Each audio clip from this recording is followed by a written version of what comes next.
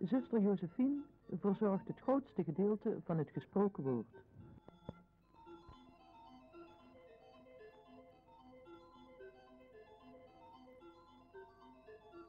In maart 1663 betrekt de Belgische kloostercongregatie de Marikollen, hetgeen Mariavereersters betekent, een boerderij in Guldenvorst, de Bisweide heette. De zusters voorzien in hun levensonderhoud door vlas en veeteelt. Dit vlas wordt door hen bewerkt tot linnen voor eigen gebruik en voor de verkoop. Omdat ze pas vanaf 1749 over een eigen kapel kunnen beschikken, bezoeken ze voor die tijd de dorpskerk, die ze bereiken langs het zogenaamde Kwezelpaadje.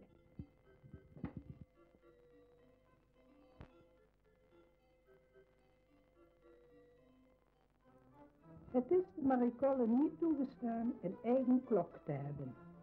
Nadat in een kwade nacht dieven de gehele voorraad linnen hebben gestolen, wordt door de bisschop toestemming gegeven tot de aanschaf van een klok. Enkele dorpsbewoners gaan naar België, naar een klooster van dezelfde orde.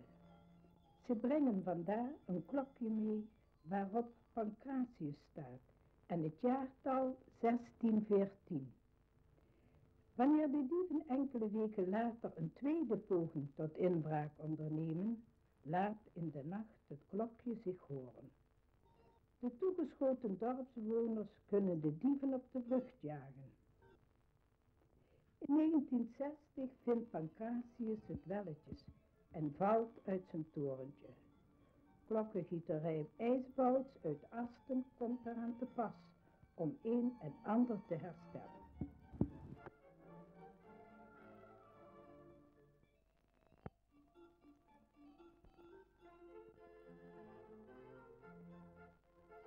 In de 19e eeuw, om precies te zijn 1834, wijden de Marikollen zich in hun inmiddels uitgebreide klooster aan de verpleging van krankzinnige vrouwen, voornamelijk adellijke dames. Jaren later komt aan dit werk een abrupt einde als door een wetswijziging de inrichting niet meer aan de normen voldoet. De Marikollen overwegen Guldenvorst te verlaten. Maar voor toedoen van de deken van Venray, de heer Verheggen, treden 19 zusters toe tot de orde van de Ursulinen. Ten einde de Marikollen een gedegen opleiding tot lerares te geven, komen 3 zusters Ursulinen uit Venray naar Guldenvorst. In 1860 is het dan zover.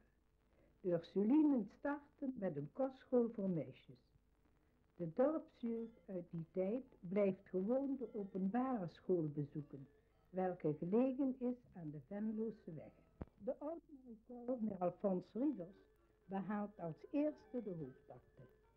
De ontwikkeling op onderwijsgebied gaat gestaag verder. In 1878 wordt de normaalschool opgericht.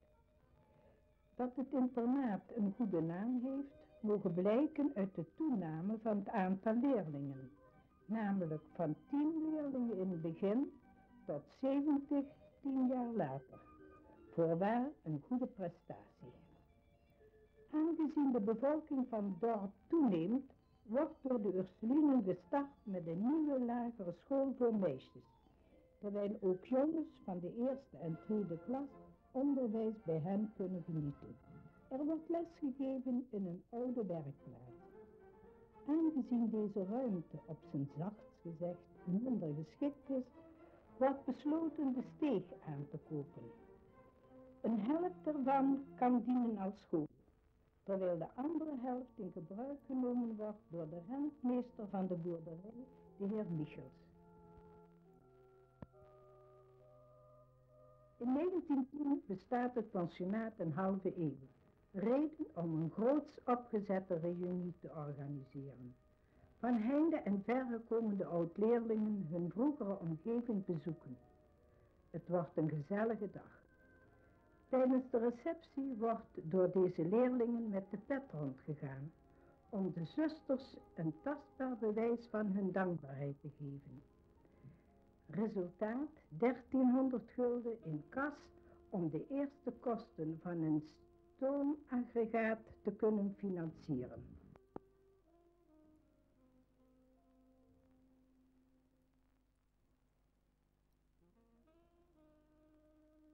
In januari 1914 wordt de nieuwe lagere school, de Heiligartschool, in gebruik genomen.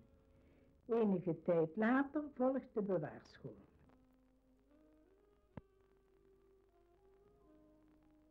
In 1914 betekent ook het begin van de Eerste Wereldoorlog. De meeste interne leerlingen vertrekken naar huis. Het einde van de Eerste Wereldoorlog, waarin de neutraliteit van Nederland veel onheil heeft voorkomen, betekent voor de Duitse keizer de vlucht uit zijn heimatland. Tijdens zijn vlucht naar Amerongen passeert hij per trein het station Grubbevorstklooster. In 1928 vindt het eerste MULO-examen plaats. Enkele jaren later krijgen de pensionairen de beschikking over een tennisbaan en een speelterrein gelegen aan de allee.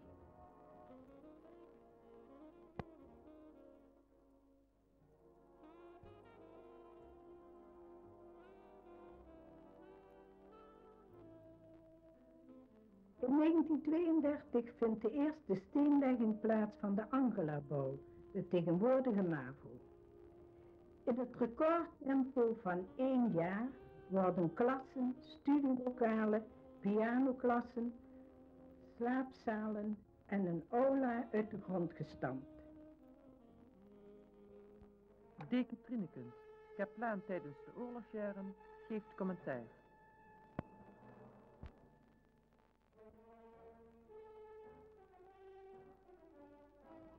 Tijdens de oorlogsjaren functioneert het klooster als opvangcentrum voor vele dakloze dorpsgenoten die hier een gastvrij onderkomen vinden. Ook de Duitsers hebben van deze gastvrijheid gehoord en op een dag komt de afcommandant op de hoogte stellen van de mogelijkheden in het klooster. Ondanks heftige protesten wordt de Angela-bouw gevorderd. In de nacht van 24 op 25 juni gaat om 12 uur de luchtalarmsirene.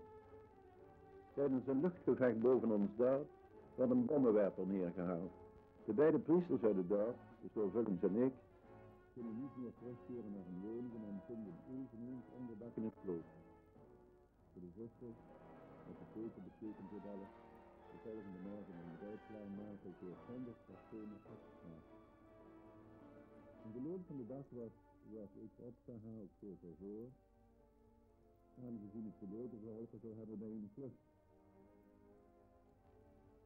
Ik beweerde alleen geestelijke bijstand verleend te hebben en dat heeft tot gevolg dat de Duitsers me enkele dagen later weer laten vertrekken tot grote opluchting van de mensen in het klooster. De piloten waren trouwens aangekomen.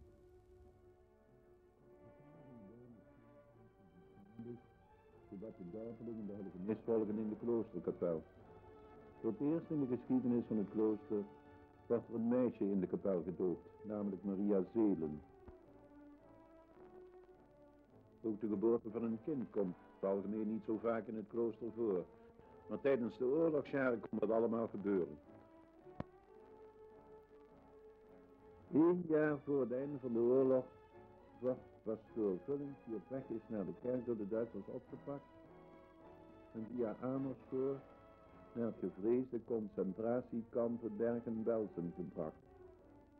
Zoals voor zoveel komt ook voor hem de bevrijding te laat. Aan de bewoners van het dorp wordt het bevel gegeven naar Lovendaal te vertrekken.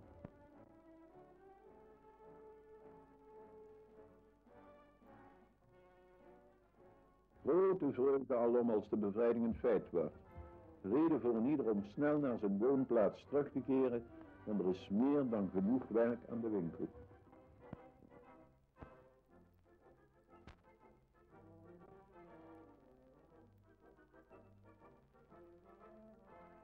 Na de oorlog steken de zusters al hun energie in het weer opnemen van het onderwijs, zowel voor de in- als externe.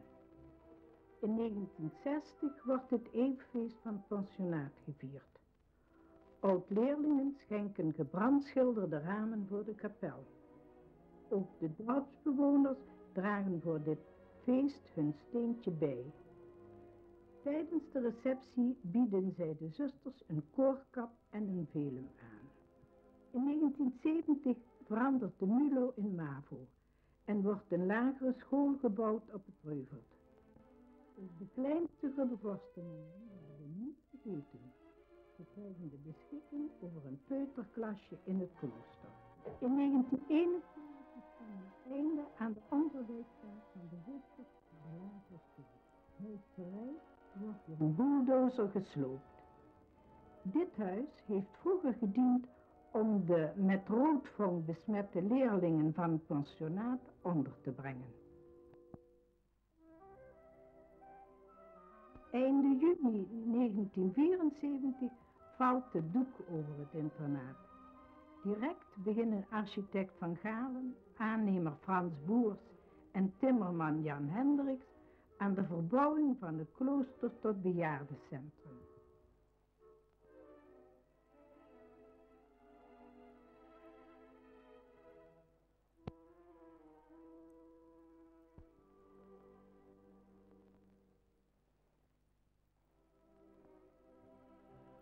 Ruim 100 jaar geleden werd in de kapel het door Van Gelder gebeeldhouwde altaar met zijaltaren geplaatst. Na ongeveer een eeuw dienst te hebben gedaan, werd het uit de kapel verwijderd. Dit alles hing samen met de tijd van vernieuwingen. Deze tijd is achter de rug, zodat de heer Hendricks, de kloostertimmerman, aan de slag kan om een en ander in orde te brengen. De heren Piet Straten en Sef Klevers ontfermen zich over de onderhoudtechnische kant van de zaak.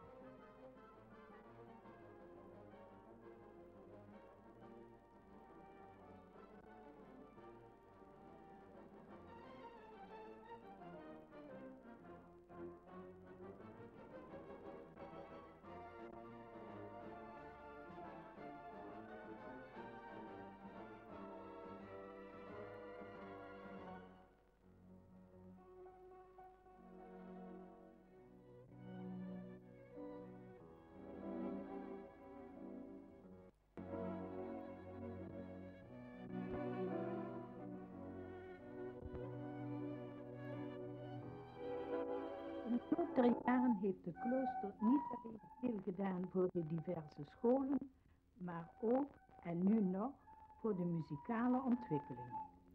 Veel verenigingen vonden en vinden er een warm onthaal.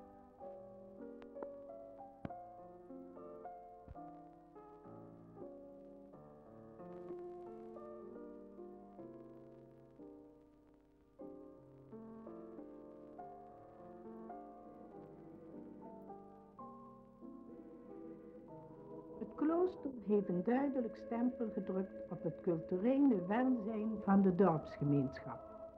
Zo is door toedoen van rector Harry Jansen de gemengde zangvereniging en Mandolinata opgericht. Voor de mindervaliden wordt sinds enkele jaren in de kloosterkapel een eucharistieviering gehouden. Na afloop is er een gezellig samenzijn in de Ursulazaal, waarbij Mandolinata, de gemengde zangvereniging, het bejaardenkoor en het jeugdkoor het geheel met zang en muziek omlijsten.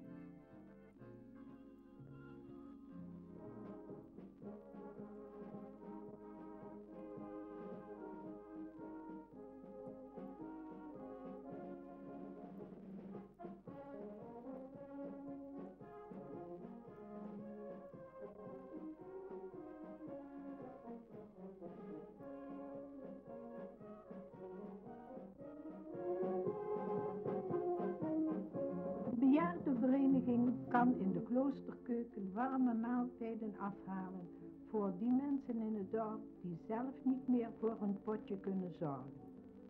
De eerste maaltijd werd afgehaald door de heer Jacques Linssen, aangezien zijn vrouw ziek was. Jarenlang is ook stadpatiënt op straat een vertrouwd beeld in deze serviceverlening geweest. Iedere dag rond 12:30 werden de maaltijden afgeleverd bij een bejaarde Nietenburger.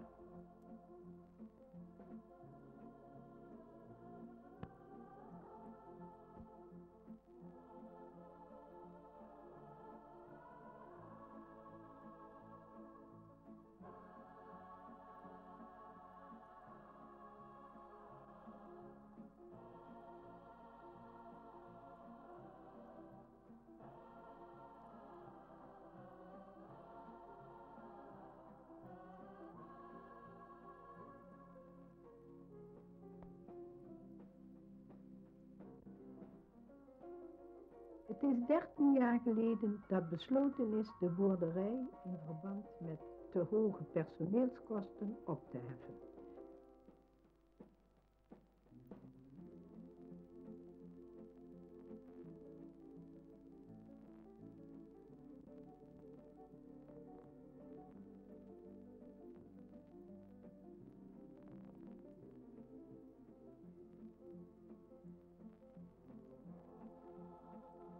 De steeg wordt verkocht aan de heer Willy Joosten.